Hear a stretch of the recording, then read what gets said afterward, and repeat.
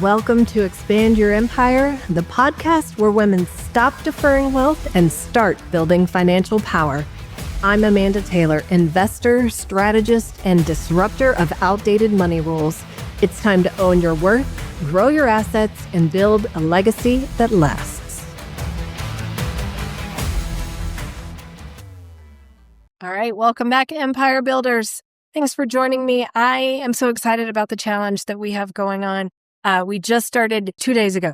I'm so excited I can't keep track of time, but there is still time for you to join us.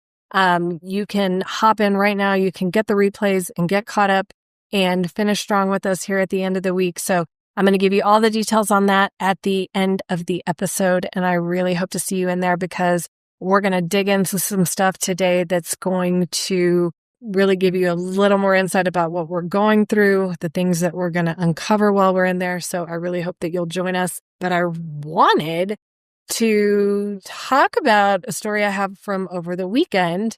I had the opportunity to do something that I never thought I would. I spent 3 days at a mountain biking festival. And now anyone who knows me knows that I do not mountain bike. I don't do anything downhill. I'm too old. My deductible is too high. But my dearest and closest friends do. They are powerful, wild women. And one of them recently started a business that caters to that community. And she asked several months ago if I would go and help her run her booth. And I said, yes. No hesitation. I wanted to be there to support her. And of course, why not? I love camping. And I was so happy to be there. Colorado Desert. I had never camped there before. It was absolutely stunning. People were buzzing with energy. This festival was amazing. There was 1,000 people there. Her booth was filled with just excitement and curiosity. I mean, she's a brand new name in this scene, and it was just really cool to be there. I was all in. I was talking to people. I was helping her sell. I was cheering her on. And the part that really struck me was throughout our 6-hour drive that somehow turned into 8 hours on the way there, she kept circling back to her fears.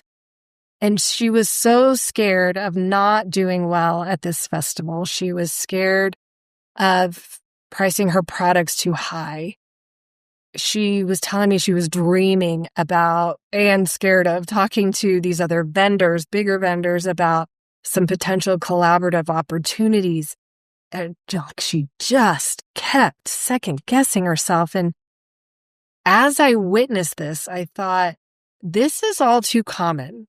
Way too common. I see this with so many women entrepreneurs that I work with. And honestly, it's what so many women go through in general, right? I mean, we put ourselves down, we underprice, we over-deliver.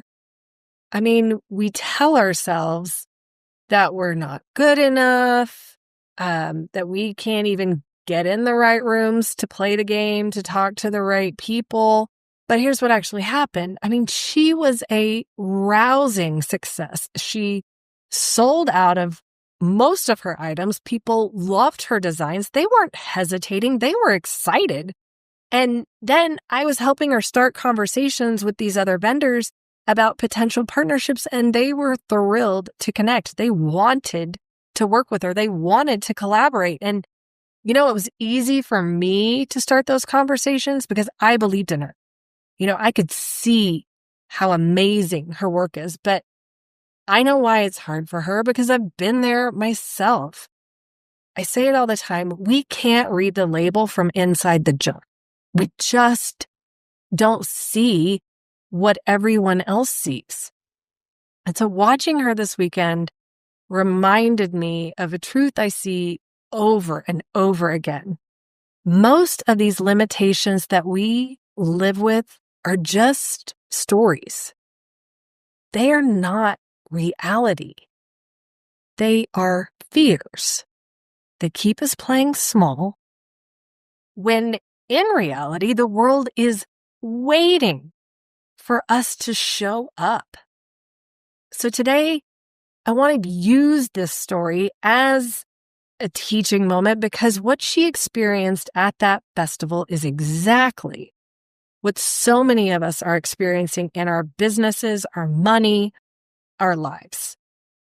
There are 3 big ways that I see women selling themselves short. The first is underpricing. This one's huge. I mean, she was telling me about her pricing and she was like, "Do you think this is too high?" I said, "No way." But the only way you'll know is to put it out there. And what she didn't realize is that people were more than happy to pay. They valued her products. They loved what she was offering.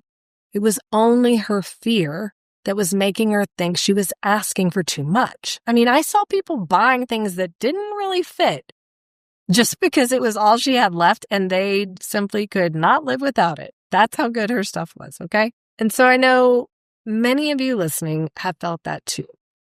You put a number on your work and then you immediately second guess it. You worry about being too expensive. You worry people will say no. But the truth is your value doesn't come from their reaction. Your value is inherent. And when you underprice, you're not just making less money. You are teaching yourself that your work is worth less than it really is. The second way we sell ourselves short is isolation. I mean, she was terrified of walking up to another vendor and saying, "Hey, would you like to collaborate?" I mean, she just thought they would brush her off, think she was being pushy or whatever, so she avoided it. But then I stepped in and I started conversations for her. The response was the exact opposite. People were excited. They wanted to partner with her. They wanted to share audiences and ideas. Her designs are amazing. Of course, they would want to put them on their products. And here's the lesson. Collaboration is where opportunity lives, but so often we isolate ourselves because we're afraid of rejection. We tell ourselves, "I will wait until I'm more established. I'll wait until I'm more competent."